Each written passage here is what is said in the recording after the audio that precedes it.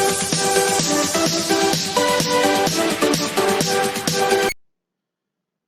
की video lecture में आपका स्वागत है। आज हम हिंदी साहित्य के इतिहास लेखन की परंपरा के बारे में पढ़ेंगे। वीडियो शुरू करने से पहले एक निवेदन, अगर अभी तक आपने चैनल सब्सक्राइब नहीं किया तो इसको सब्सक्राइब कर लें। तो आइए वीडियो शुरू करते हैं। हिंदी के आरंभिक काल से लेकर आधुनिक और आज की भाषा में अगर कहें तो आधुनिकोत्तर काल तक साहित्य इतिहास लेखकों के 100 से ज्यादा नाम गिनाए जा सकते हैं। हिंदी साहित्य के इतिहास को शब्दबद्ध यानी लिखने का जो कार्य है वो बहुत महत्वपूर्ण था और हिंदी साहित्य के इतिहास लेखन का कार्य विभिन्न कालों में किसी न किसी रूप से अवश्य मिलता है और यहाँ पर हम इन्हें विभिन्न कालों के माध्यम से देखेंगे कि किस काल में इतिहास लेखन का काम किस प्रकार से हुआ है। तो सबसे पहले इतिहास लेखन का जो आरंभिक काल था वो किस प्रकार का था और उसमें क्या क्या किस प्रकार से इतिहास लेखन के प्रयास हुए। आरंभिक काल में मात्र कवियों की सूची संग्रह को इतिहास रूप में प्रस्तुत कर दिया जाता था।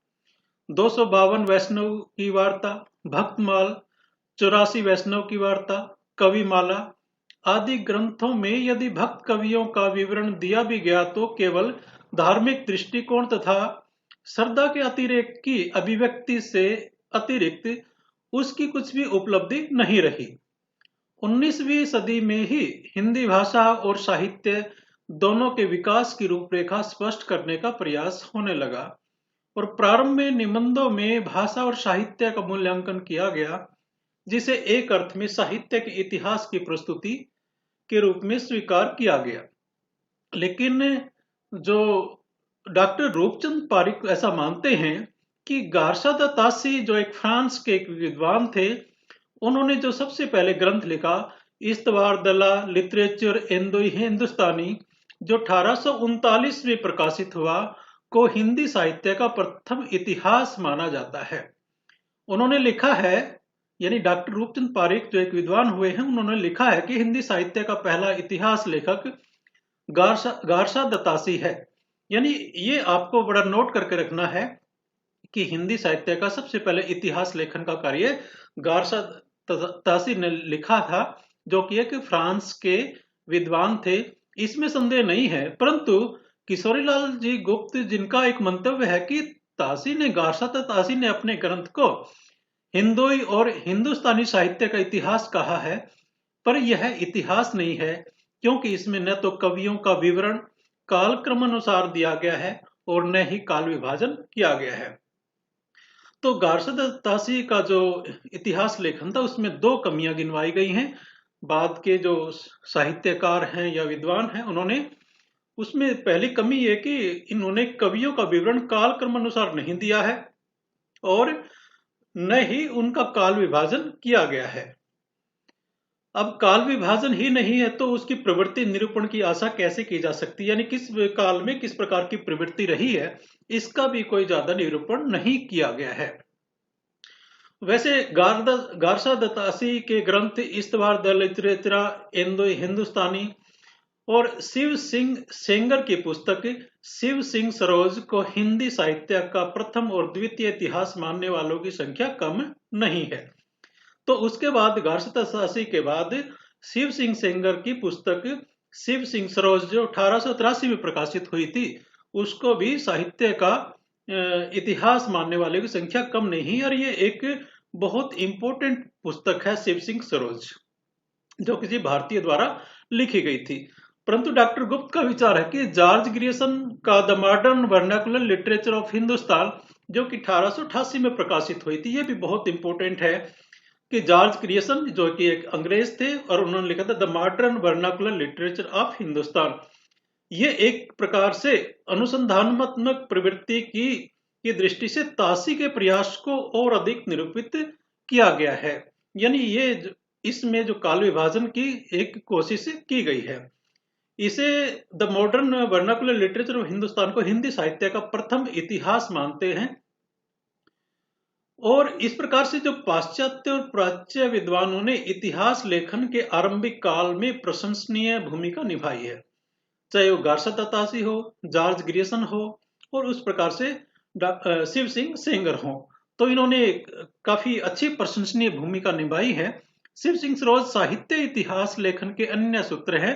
हिंदी के पहले विद्वान हैं जिन्होंने हिंदी साहित्य की परंपरा के सत्य पर समदृष्टि डाली है।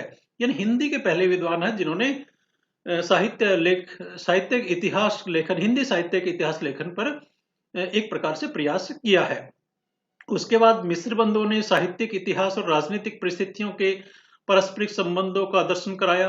डॉक्टर सुमन राजे के शब्दों में काल विभाजन की दृष्टि से भी मिस्र बंधु विनोद जो 1913 में प्रकाशित हुई थी, ये प्रगति की दिशा में बढ़ता दिखाई देता है। और बाद में मिस्र बंधुओं ने मिस्र बंधु विनोद कर जो इस प्रकार से पुस्तक प्रकाशित की 1913 में, वो भी हिंदी साहित्य के इतिहास लेखन की परंपरा में एक मील का पत्थर है।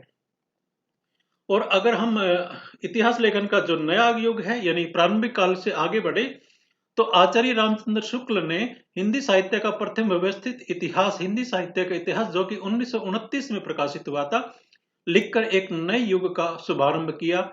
और यहाँ उन्होंने लोक मंगल और लोक धर्म की कसौटी पर कवियों और कवि क्रम की परख की और लोक चेतना की दृष्टि से उनके साहित्यिक अवदान की समीक्षा की। और यहीं से काल विभाजन और साहित्य इतिहास के नामकरण की सुदृढ़ परंपरा का आरंभ हुआ।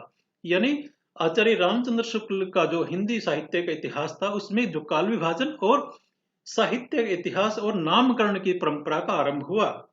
इस युग में डॉक्टर श्याम सुंदर दास, रमाशंकर शुक्ल रसाल, सूर्यकांत शास्त्री, अयोध्या सिंह उपाध्याय, डॉक्टर राम कुमार वर्मा, राजनाथ शर्मा, इन विद्वानों ने साहित्य के इतिहास विषय ग्रंथों का यानी बहुत अच्छा अमूल्य योगदान दिया है। इसके अलावा आचार्य हजारी प्रसाद द्विवेदी ने शुक्ल युग के इतिहास लेखन के अभावों को गहराई से अध्ययन किया और हिंदी साहित्य की भूमिका 1940 में जो प्रकाशित हुआ था, यानी आचार्य हजारी प्रसाद द्विवेदी के जो ग्रंथ हैं 3, ये बड़े महत्वपूर्ण हैं। और इन्होंने भी शुक्ल जो युग की जो कुछ कमियां रह गई थी उनको दूर करने का प्रयास किया, जिनमें हिंदी साहित्य की भूमिका 1940 में प्रकाशित है, हिंदी साहित्य का आदिकाल 1952 में और हिंदी साहित्य उद्भव और विकास 1955 में प्रकाशित हुए थे। ये ग्रंथ लिखकर उस अभाव की आपूर्ति की। काल विभाजन में उन्होंने कोई विशेष परिवर्तन नहीं किया, बल्कि शैली की समग्रता उनकी अलग विशेषता है। और अगर हम आधुनिक काल की बात करें तो वर्तमान युग में आचार्य द्विवेदी के अतिरिक्त साहित्य इतिहास लेखन में अन्य प्रयास भी हुए, परंतु इस दिशा में विकास को अपेक्षित गति नहीं मिल पाई। वैसे डॉक्टर गणपति चंद्र गुप्त, ये बड़ा इंपॉर्टेंट नाम है। डॉक्टर राम खिलावन पांडे के अतिरिक्त डॉक्टर लक्ष्मी सागर वासने, डॉक्टर कृष्णलाल भोलानाथ तथा डॉक्टर शिव कुमार की कृतियों के अतिरिक्त काशी नागरी प्रचारणी सभा, ये भी बड़ा इंपॉर्टेंट नाम है। इनके द्वारा प्रकाशित हिंदी साहित्य का इतिहास और डॉक्टर नगेंद्र के संपादन में प्रकाशित हिंदी साहित्य का इतिहास आधुनिक युग की उल्लेखनीय उपलब्धियां हैं। हरमेंद्र सिंह बेदी ने भी हिंदी साहित्य इतिहास दर्शन की भूमिका लिखकर साहित्य के इतिहास और उसके प्रति दार्शनिक दृष्टि को नए ढंग से रेखांकित किया है। इस प्रकार हम कह सकते हैं कि हिंदी साहित्य के इतिहास लेखन की परंपरा लगभग 125 वर्षों से चली आ रही है। इस छोटी सी अवधि में हिंदी साहित्य के इतिहास लेखन की परंपरा का पर्याप्त विकास हुआ है।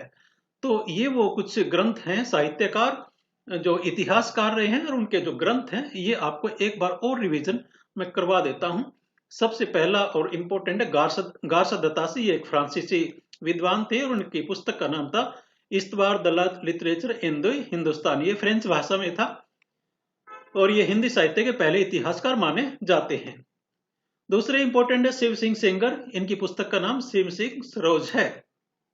उसके बाद एक जॉर्ज ग्रियर्सन जो कि एक ब्रिटिश थे, the modern vernacular literature of Hindustan, इनकी पुस्तक है जो एक प्रकार से वैज्ञानिक दृष्टि से लिखा गया हिंदी साहित्य का इतिहास है।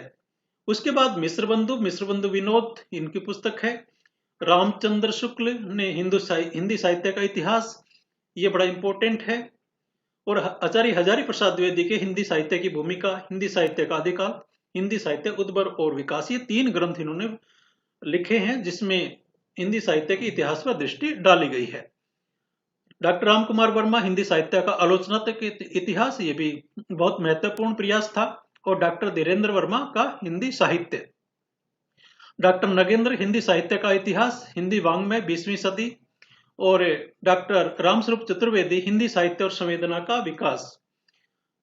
बच्चन सिंह, हिंदी साहित्य का दूसरा इतिहास। यानी ये वो पुस्तकें थी जिन्होंने हिंदी साहित्य के इतिहास लेखन में उस परंपरा को आगे बढ़ाने का कार्य किया है। तो आज हमने हिंदी साहित्य के इतिहास लेखन की परंपरा के बारे में जाना। आशा है ये आपको पसंद आया होगा। धन्यवाद। जय हिंद, जय भारत।